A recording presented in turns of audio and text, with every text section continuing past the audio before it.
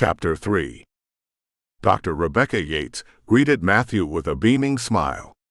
"Welcome, Dr. Palmer, to our new lab." She twirled and gestured to the cavernous lab space behind her. It was a repurposed warehouse with concrete block walls and no windows. Matthew could see about 20 lab-coated scientists and technicians working around high-tech equipment surrounding a large glass-walled enclosure. "Is this all your staff?" Matthew asked, a little surprised at the small number.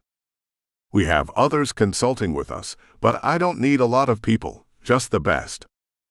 Dr. Palmer nodded and gave her a smile. "It's good to see you again, Dr. Yates. Please call me Rebecca. No need for all that formality now."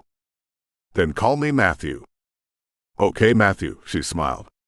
"Let me show you what we've managed to accomplish in a relatively short amount of time." She turned to one of the other scientists. "Ivan, start up the field generator." She steered Matthew toward the glass enclosure. "We've created our largest quantum negative energy field inside this isolating chamber." Through the glass, Matthew could see a device on a stand about the size of a mini fridge. There were several smaller devices placed around it on the concrete floor, each wired to what looked like car batteries. Surrounding all the devices were dozens of leafy plants of various sizes, placed in pots around the enclosure. Before Matthew could ask about the plants, there was an electrical buzzing noise, and the plants started giving off a strange reddish glow. He watched as the leaves of the plant started folding back into themselves. He'd seen something like this before in videos of her past lab experiments, but to see it with his own eyes was a stunning thing to witness. "We use these fast-growing plants as a crude way to test the extent of the field size," Rebecca explained. "Why do they glow red like that?" Matthew asked. "They're emitting the light they'd previously absorbed." Rebecca pointed to one of the smaller devices.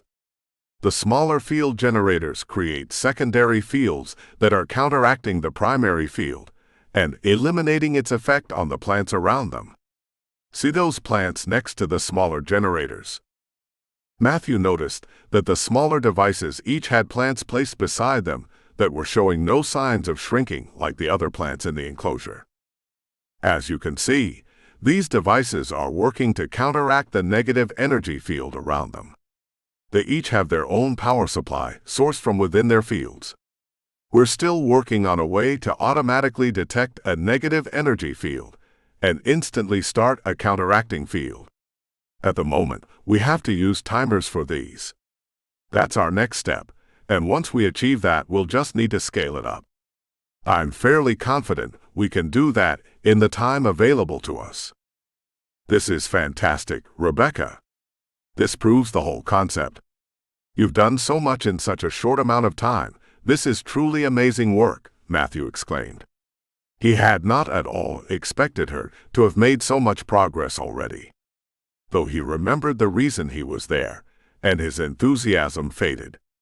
"It makes it all the more difficult to tell you this." He glanced around the room at the other scientists, whose eyes seemed to be following them. "Perhaps we could go to your office."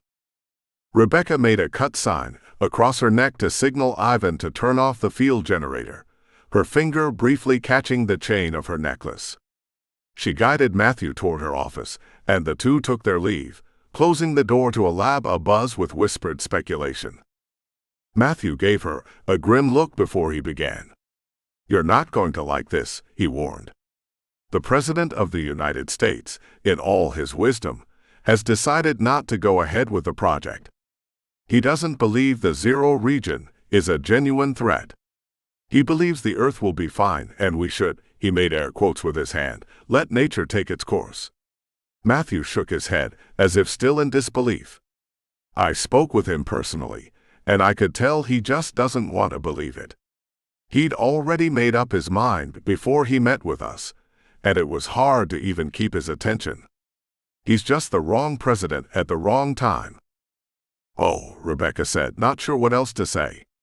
"So he's pulling the plug on us." "Your lab is still funded through DARPA for now, but there's no go-ahead for the wider project, so no additional resources from the federal government. Unfortunately, that means no reactors. Rebecca screwed up her nose and gave Matthew a frustrated pout. Just when we were starting to get somewhere. I can't really proceed from here without a significant increase in power. So where does that leave us?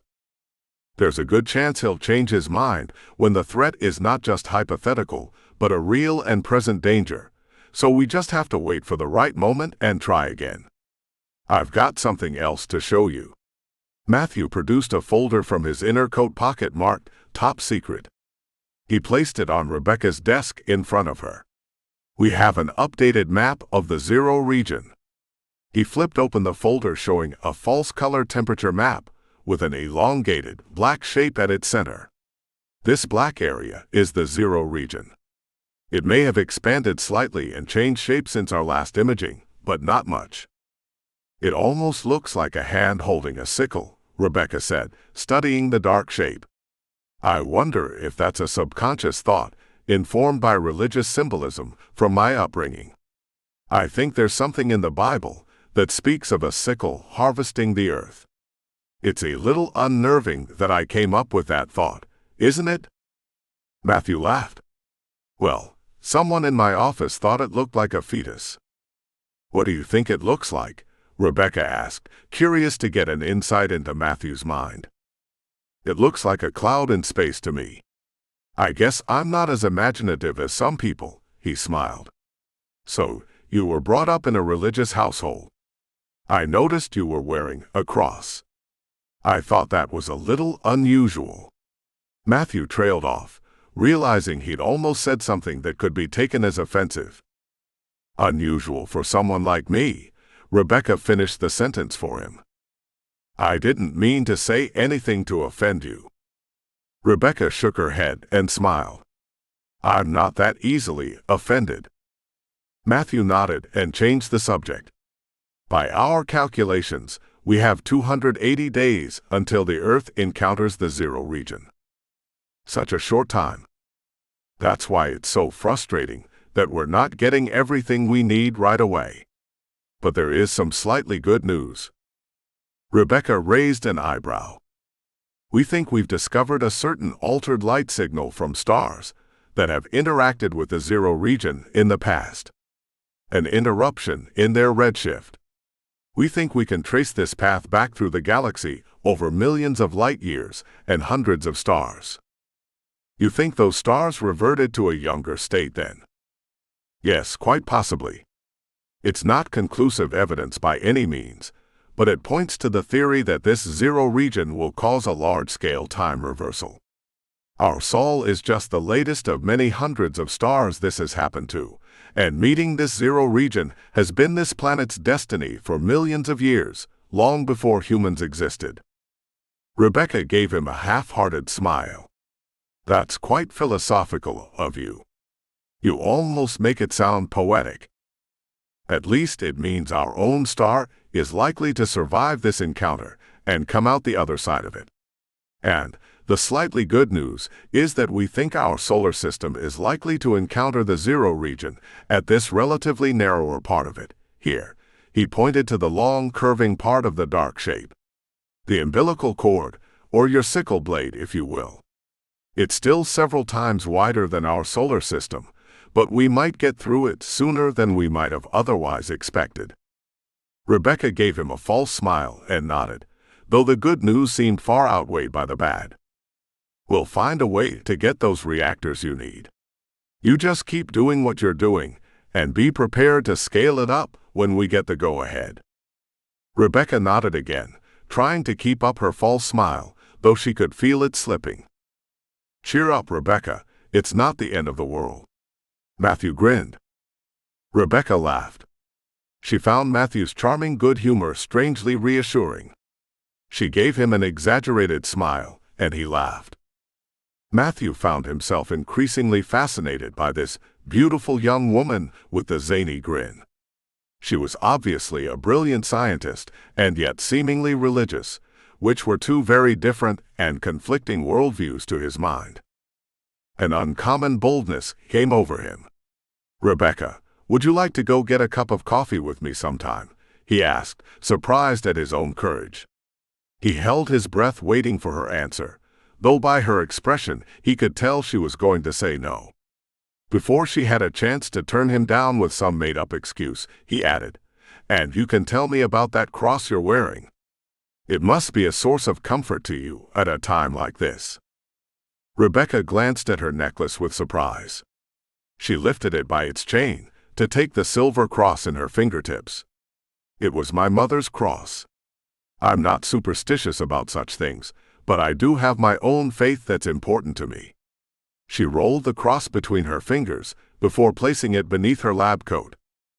She gave him a strange look, as if trying to figure him out. "Does it bother you that someone like me is wearing an object of religious faith?" Her question had a slight edge to it, and Matthew's intuition was flashing warning signs. "I guess it surprises me, if I'm being honest. Not that I have anything against such things, of course. I've known a few religious scientists in my time." He avoided her direct gaze and tried to think of something else to say. "It surprises you that an otherwise intelligent and highly educated person could have faith in a supernatural being." Matthew wasn't sure if she was trying to provoke an argument or goading him into saying something offensive. He felt trapped by her words, unable to come up with an adequate response. Rebecca noticed his discomfort. "Don't worry, Matthew. As I said, I'm not easily offended. I understand many of my colleagues see science as being incompatible with faith. But the way I see it, the study of nature and the universe is just another way of seeking knowledge about the creator behind it all. All of science is a kind of theology, the study of God. And I'm not alone in thinking this way. There are many who have gone before us, such as Newton and Kelvin and Faraday and Maxwell and Planck and Heisenberg, and countless other scientists of faith who laid the very foundations we build upon." Matthew nodded. "That's true, though I would say religion in general has held back scientific advancement over the course of history, wouldn't you agree?" Matthew couldn't believe he was arguing with her now. What was he thinking? He had always tried to be diplomatic, and he hated conflict, but for some reason he had this strange compulsion to challenge this woman and her beliefs. There was just something about her. Perhaps he just wanted her attention, or to get to know her by provoking an argument with her. He didn't have time for such self-analysis, though. His heart was racing as he looked her in the eyes. Rebecca raised an eyebrow. "Religious authoritarianism has, yes. Christianity as a philosophy lends itself well to science. It gives a foundational belief that there is an underlying order to the universe. I think we'd have to agree to disagree on that." Matthew's sense of diplomacy and decorum had come to the fore, as he realized he shouldn't be arguing about such personal things with an important colleague he hardly knew. "Really?" She shook her head. "That's it. Come on, Matthew. If you're going to start such a conversation, you've got to follow through with it. You won't offend me. Let's say what we mean and freely share our thoughts, otherwise we're just wasting each other's time." Matthew's heart shook as he realized she wasn't going to let him back down from what he'd started. He took a breath and launched himself into dangerous, uncharted territory. "Well, I would say it's just the opposite, actually. Christianity is a belief in the supernatural. There doesn't have to be anything logical or ordered about nature if it all came about by miracle or magic. It is inherently non-scientific." "That's good. But I'm not sure this is the right time or place for us to have this conversation. We could discuss it over coffee," he suggested again with a grin. She laughed, then looked at a clock on the wall. "I guess I could take an early lunch break." She unbuttoned her lab coat and hung it over her chair. She was wearing a form-fitting red dress, and Matthew couldn't help noticing how well it showed off her slender figure. "I know a place just around the corner." She smiled as she gestured toward the door.